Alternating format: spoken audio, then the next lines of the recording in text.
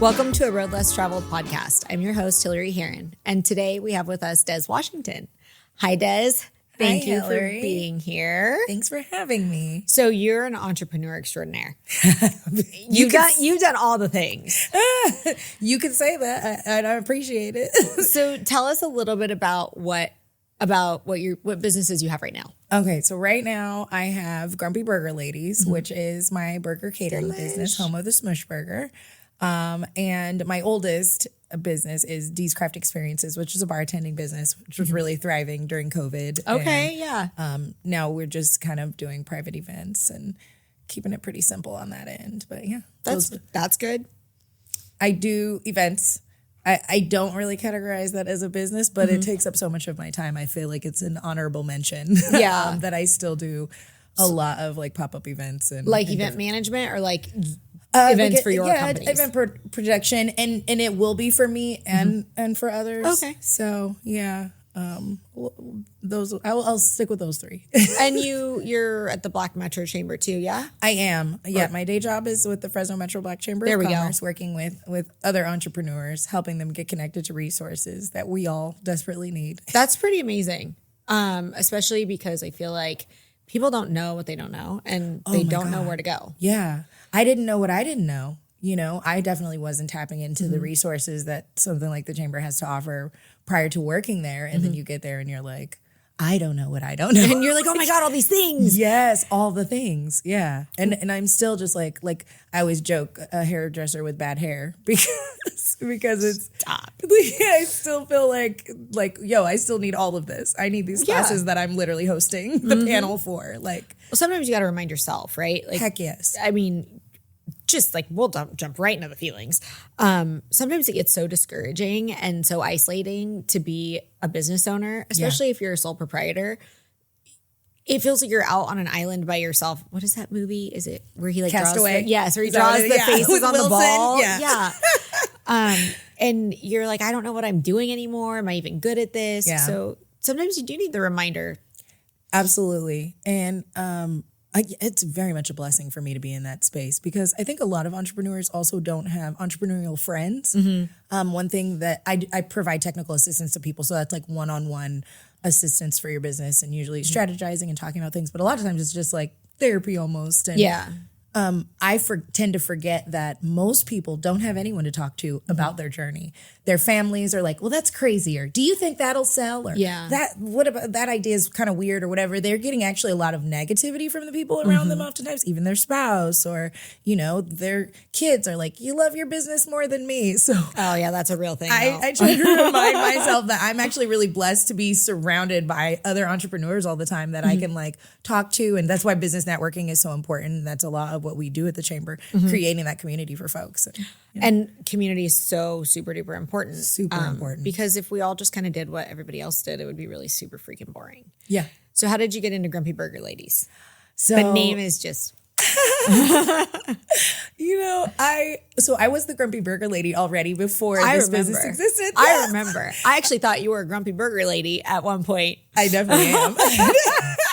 Me and my dad opened Take 3 Burgers in downtown Fresno in 2014. And we had been a burger family already. My dad also owned a restaurant called Monster Burger in West Fresno in the late 80s and early 90s. And so it's kind of a family business. And I just love burgers. I'm a big theme person. Yeah. So if I'm going to dive in, I'm going to dive in deep. Yeah. And so like I became the burger lady. Yeah. Once I was the burger lady, I was the burger lady. It was all over. Yeah. And the grumpy is just true. It's just my personality. It's just So yeah, we closed Take 3 at the end of 2020. We did really great throughout the pandemic. We had a promotion that we called Spreading Burger Joy, and we were taking food to essential workers and people working at hospitals. I pulled up in a fire truck one time. That's cool. Like literally a dream. But it got to the end of the year and we were so burnt out. You know, people who worked during the pandemic there was no break. Yeah. There was no, they didn't have time to go crazy. Yeah. So people were like, oh, I'm just stuck in my house. And I'm like, what is that like? You're like, oh my God, it sounds so cool. Yeah, sounds wonderful. Because I was working the whole time. Yeah. I think me and him, and then construction was picking up for him. We are like a family of serial entrepreneurs. He's been a contractor for 40 years. So construction was picking up, and we were supposed to be closing temporarily, and we just closed permanently. Family business is hard. I'll say it again. I've come from a family business. The dynamics are hard. My dad and I would go to your dad's restaurant once in a while. I remember like getting a burger once and looking at my dad and being like, I don't think she likes me. And God, him being like, no, she does not care about you. Please sit down. Like, and it's just me being the grumpy burger lady. And like that perspective of his like was helpful for me. Yeah. Like, she just really doesn't care. And then, come full circle years later, we connected over, downtown stuff. I was like, oh, it's not me. No, she's nice. She just really is grumpy. I love that you told that story because I feel like I really hate how much people are like, oh, you're not grumpy at all. I think for one, like, what do you expect me to do? Be like mugging my customer? No, you were just working. It had nothing to do with you as much as it did with me. Well, and I might have, like, I think a lot of times what I describe as grumpy is like, I can't really control my face depending on the moment. Like, same. It just does these weird things and people are like, I can see your feelings. Yeah, literally me. So, like, I think that me calling myself grumpy was almost to like acknowledge something that I felt existed. Like, because I don't always feel personable and approachable. And I know people think I'm very sociable because I can do it. I'm an artist by trade as well. And so, I have a background in music. Mm-hmm. You're a performer. You perform. Yeah. I mean, you do all the freaking things. Too many damn things. You do all, that's incredible. First of all, I think any artist or somebody who can create music or beauty from something else, it blows me away. Thank you. I have a real hard time like drawing a stick figure. So like my daughter wants to draw all the time and I'm like, let me print out this image so we can color it in just a second. No, I was literally doing a paint by numbers with my kids the other day. Oh, I love it. I had the number one. They were printing on a blank canvas. Perfect. You're like, here, you guys do that. I'm also not that kind of artist. Okay. I don't have that skill. What type of musician? What do you do? So I sing. Okay.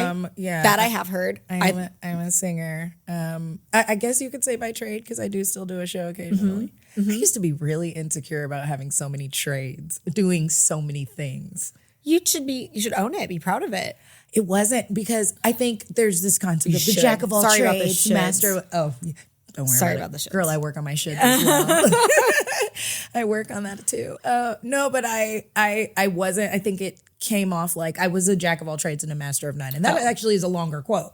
Yeah. Because over time, the jack of all trades does become a master of it, right? Like, and that's what happened. Like, I think like 10 years into doing 30 things, like hardcore, you're like, well, I know all these things now. Right. You know what I mean? I've been doing all of them for a decade. Yeah. Like, and it might not have made sense 10 years ago, but today I have a pretty more streamlined narrative of how it all fits together and how it makes sense. And like the things that don't fit you fall off, right? Exactly. I mean, exactly. Or they should fall off, and if they don't fall off, you gotta kind of push them off. But they definitely do, and it's always right, like the juggling and the keeping the plates spinning on the sticks. So this is my least favorite question, but I ask it almost every time: is how do you do it all? And I don't mean to imply that you do it all and that you have no time for anything else, but how do you manage the things that you do? I mean, it's a really good question. I will say one thing that I tell people, I'm all about like growing capacity. It's like I don't remember when I got that language around it. But at one point someone said to me, oh, this event, it's like rinse and repeat now. And I was like, oh, I love that. It became like rinse and repeat. Like you get to a place where you did it already. So all of the initial like fear that went into it, so that led to procrastination, that led to not getting the stuff done that you need to get done or whatever. That second time around, it's just not as intimidating. And so that's been kind of how I have grown my capacity to do what I know appears to others to be an asinine amount of work. Maybe a little bit. And it is. But if it brings you joy and it's rewarding for you, then it doesn't matter what it looks like to anybody else. And I'm also like I learn in life. Like I learn by living. Yeah. I'm not a person that someone can like tell stuff, or I have to learn the hard way. I have to bump my head. So that requires me to do all the things. So I think that's also why I've just dabbled so much as it's like, do I like this? Do I like this? Do I?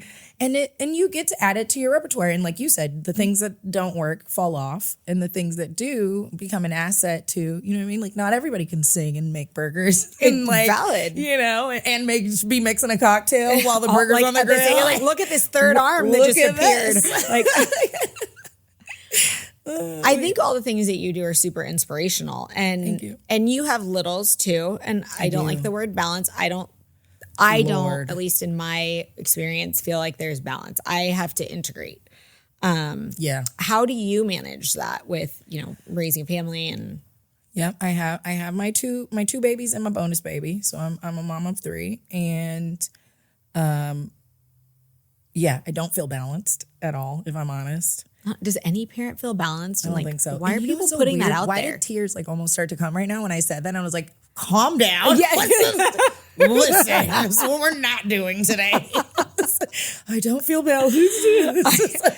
but it's okay. You're not alone in that feeling. Yeah. I always feel like that is the thing that remains in the forefront of my mind. I think I'm aware at this stage of my life that I'm a hard worker. I think I don't question anymore whether I'm doing enough work. Yeah.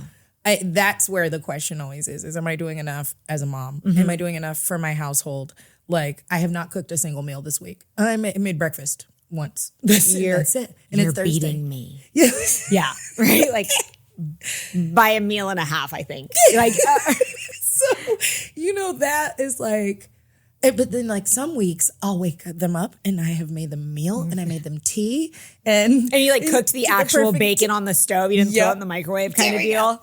Mostly I do it in the microwave. Same. But yeah, like sometimes I think that's what balance is like, there are just like two extremes. There's like, I have very little right now. And then there's like, I'm doing all of it. We're going to Disneyland tomorrow too. My kids probably are like, this bitch. But I think what's amazing about that is that you're showing them something different than they're seeing. Society shows us one thing. Media shows us one thing. But if by living something different and being really authentic about it, you're showing them a better way, in my opinion. Thank you for saying that. Do you think that they absorb that? Or they're absolutely. They're what? In the So 10, my 11? oldest is 10, turning 11 next month. And then I have 9 and a 5-year-old that'll be 6 in August. And they definitely pick it up. I remember asking Jones, my oldest, when he was like 2, what's the first thing you need to start a business? He goes, a logo. I was like, wait, what? Did my 2-year-old just say like, logo right now? Okay. Like, you know, and there are still like many examples of those types of like communication just blows my mind of how much they're definitely listening. My God, it's crazy. And picking up. And like I've asked them, what's the first thing you need if you're going to start this business? And they're like all telling me all the supplies they're going to need, and shocks the hell out of me. So I think they're it's clearly cool. watching. I think it's super cool. Yeah. I mean, the same way that you probably watched your dad, right? Yep. And you're Exactly. like, oh, well, if he could do it, I could do it. Yep. I think that's really cool because, I mean, at this point, it would be 3rd generation business ownership, right? And you come from a family of legacy and business, and Serial so entrepreneur cool. on both sides. There we go. See, so I didn't stand a chance. You're doing great, sweetie. I mean, I started with like a card company where I would fold my papers and I would draw and then I would sell them as like that. Christmas cards. So cute. And my dad actually has it framed with like the first quarter he paid me and our picture transaction. I love that. And that confidence, like, and you talking to your kids about what do you need, like that confidence creates a whole nother generation of business owners or people like living differently, right? Absolutely right. Because what we're not about to be is a cog in this system. Because this system keeps getting worse. It's so broken. It's so broken. And also, hopefully what I'm teaching them is that we have to be a solution to the problems in the system. Me as a Black, queer, female entrepreneur is representation that's needed, is also creating space for how I think things should be done. We shouldn't, as mothers, have to choose between our jobs or mothering. I want to create a space where other moms can come in and they don't have to feel that way. I want to create a space where other people of color can come in and they don't have to feel like I'm going to make less money or I'm not going to be as respected or right. So like, I'm hoping I'm passing that on as well, that they feel like, oh no, we need to be solutions to these problems because there are so many problems. Well, and like inclusive, right? Yeah. Because if you don't see it, how do you even know that it's possible? Right. I mean, you know, my background is in the automotive world, very few females, but throughout the course of my career, I was able to pick them out and find them. Yes. Like, so our mutual friend, Elena, I didn't even know that she was in the car business until we were both on a plane to Las Vegas. And I was like, you mean there's another woman who's like my age-ish? Because obviously she's younger than I am. Ish. I know. I always forget that she's younger. And nobody told me. How dare you? Yeah. And I think that holding space or doing it differently at our automotive world here, everybody kind of went to their own corner. So it wasn't super inclusive. We've worked on that to change that so that people can work together. But that like modeling that for the next group is imperative. And I mean, that's where the chambers come in. They've done that for a long time. Yeah. For me, apparently it's a novelty. I'm like, oh, look at this is a thing. Who does this? I really honor what you do because you talk about it too. Like you can say it out loud and be like, I'm living this and maybe it was hard for me, but I've held this space and maybe it'll be a little bit easier for the next person. I do think that's the entertainer in me and where things that, you know, have come along the journey with me are great because, there are a lot of people that are just like, thank you for your transparency. Thank you for saying the thing. I don't have a problem saying the thing. Me getting on a mic and saying the thing, it's part of what I used to do. Yeah. So it's like, puts me in a perfect position to be able to share. I'm not embarrassed. I think we all need to be talking about these things. 100%. And so many people are living them. Yeah. Yes. Like, and then especially I'm doing this technical assistance with all these people and I'm hearing the same things over and over and over again. And it's like, everybody's thinking the same thing, not talking to each other, not having a network and a community that they can go to and rely on. Like, we're really blessed that we have that. 100%. But like a lot of people don't. Like you said, you found it on an airplane. That's random. Like I think it is random because you get in your own silo of like trying to get through day to day, right? Yeah. Like you're just trying to make ends meet and you only have so much bandwidth. So you either have to create more bandwidth, find something that energizes you more, or you have to be more efficient with your whatever your resources are. And I've been blessed to be able to do that, like to seek out an active, I guess an activist role, which connected me to more people. And I love that. And I think I love what you love about it. I love being like, oh, look at this resource. Yep. I can marry, sorry, microphone. I can marry these two things together and look, you can benefit from it and I can step back. Yes. That is one thing too. I have a heart for the work that I do because even when my business is not where I want it to be and I'm not like, even though I still don't have my building, I'm so happy to see somebody else get in a building. Even when I'm not, like flourishing, I'm so excited to see other people flourishing. That's inspiration. Like that is, I feel so blessed to be able to be connected to other people's success in that way and to even be able to have a hand in it, that I was able to connect you to something that got you off the ground. Like that is everything to me. Like, I think that the work is incredible. And I think that, again, when you get into that day to day, like you forget that some of those resources exist. Yeah. And we'll do our best to link all the things in the YouTube. And I keep saying that so that I try to remind myself. So you remind yourself. Yeah. Have you had other, obviously than your dad who you worked with, any mentors along the way that were that were pivotal in your success? You know what? I did an interview recently for I got an award, the Passing the Torch Award from the African American Museum locally. And they asked what mentors do you want to shout out? And I loved my answer, so I'm going to share that same one again. That's perfect. That's called efficiency. We're here for that. There we go. Check.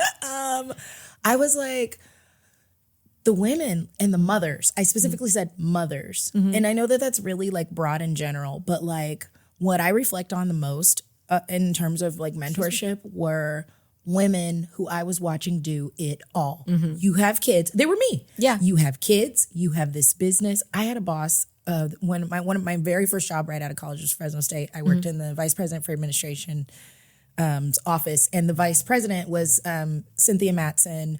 She was like a boss. Oh my God. This lady, first of all, she was on all the boards, all of them. She was like the president of all the boards. Inspirational by just existing kind of person. I just she at work, everyone was terrified of her, but like in a great way, in the way that you should be terrified of someone because she's so efficient that you know you're not. That you're not doing the most. You're not. She would come in on weekends and she would highlight magazine articles and have me send it to all of her AVPs. Send this over to Bob. Have him get back to me for the next meeting. Let him know I want to know what he thinks about this article. Like, how do you have the time? And you got 2 kids, and you're helping taking care of your niece, and you have a house here and in Alaska. You got a husband. What? Like, what?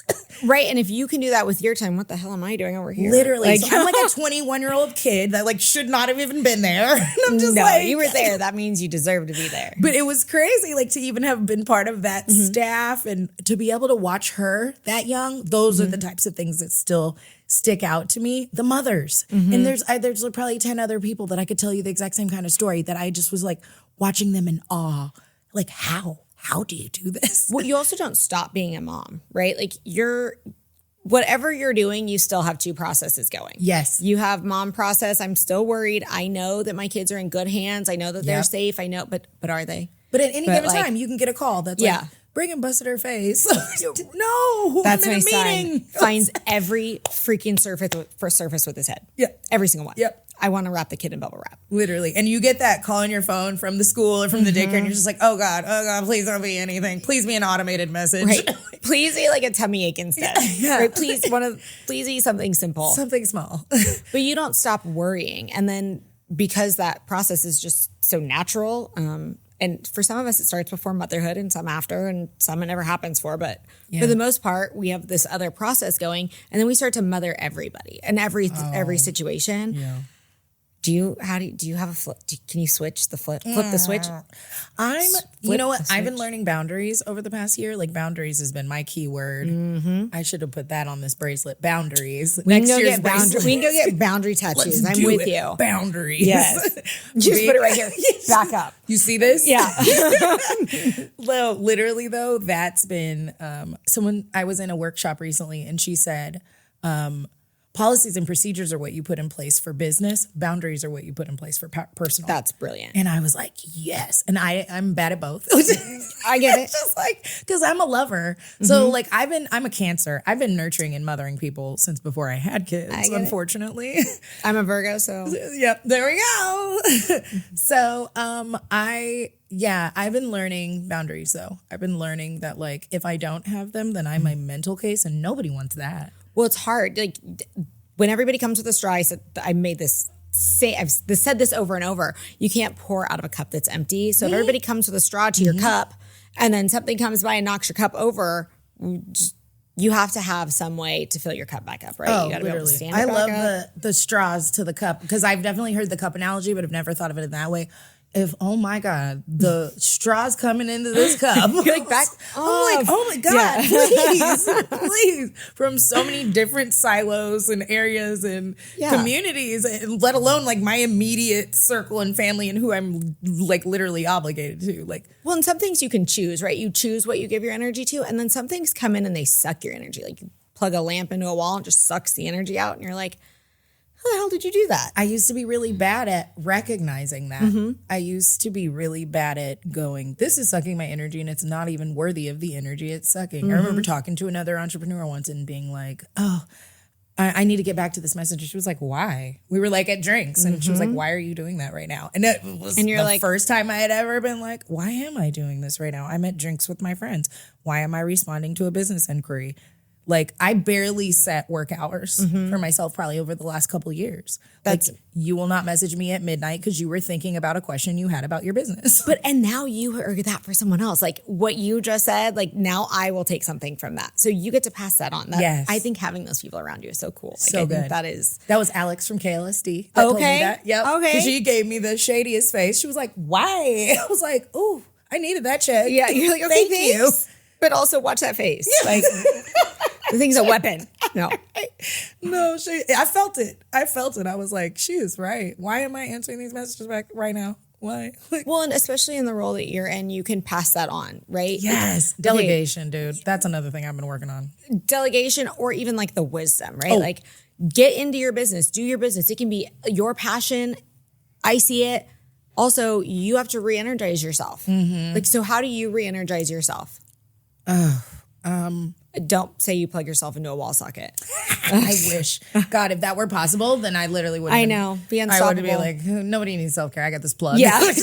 Leave me alone. How do I energize myself? That's a really tough one because I'm really still working on carving out things that are mine. You know, it's hard. I literally had a meltdown over a chair yesterday. I have a chair in my front yard that I sit in. And that's like, I guess if we were going to be like, what does Des do to re-energize? Just sit in my chair in my front yard.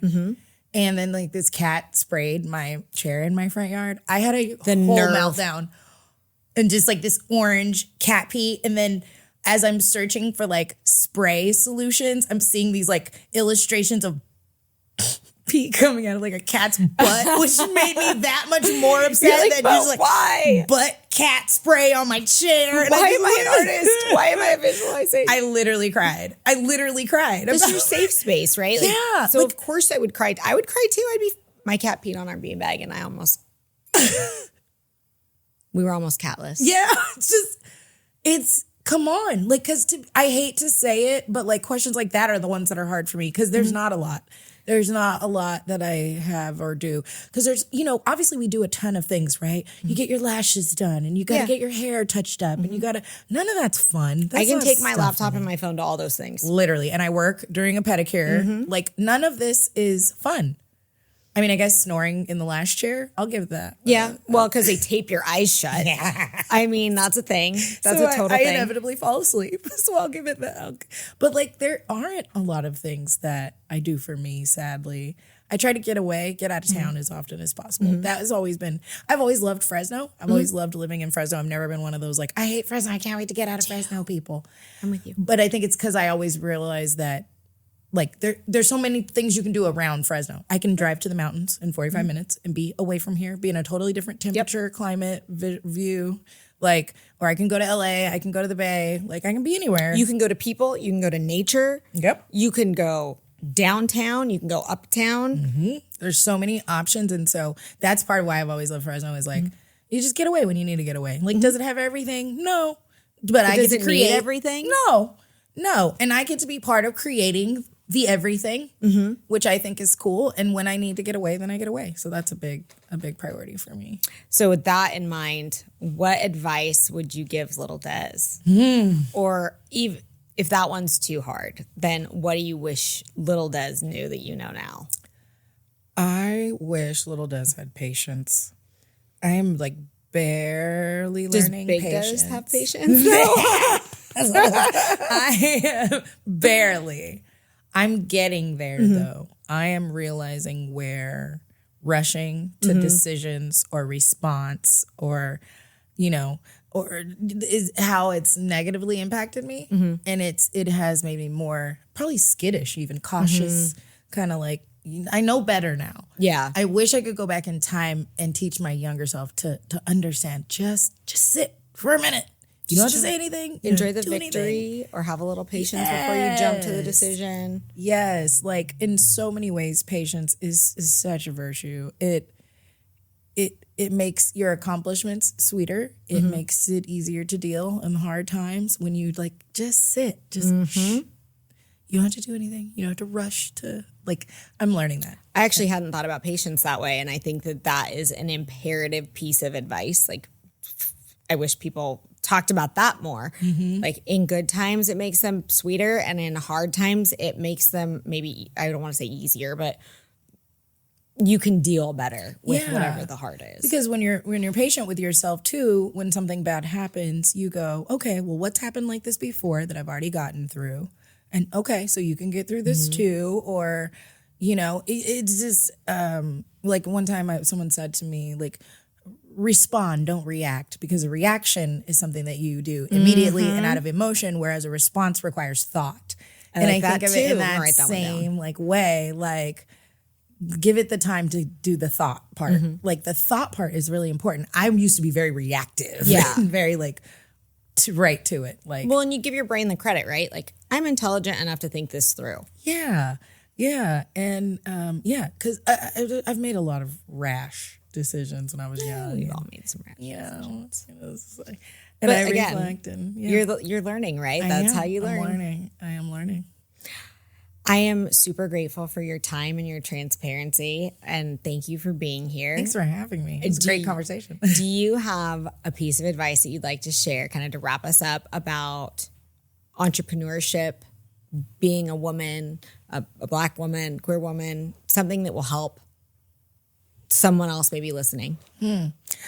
I think if I was going to give an all-encompassing piece of advice, I would say make sure you are being the woman that you want other women to be to you, and recognize that somebody else's story isn't necessarily your story. You have no idea what other people are going through. I always try to lead with love in my life in general, but I think that that's very good for me in entrepreneurship because it could be a very cutthroat world and environment. Lots of sharks, right? Lots of people who are happy to take advantage of you. Well, and people are trying to make ends meet, so they're getting desperate and maybe less and I feel like ethical. Yep.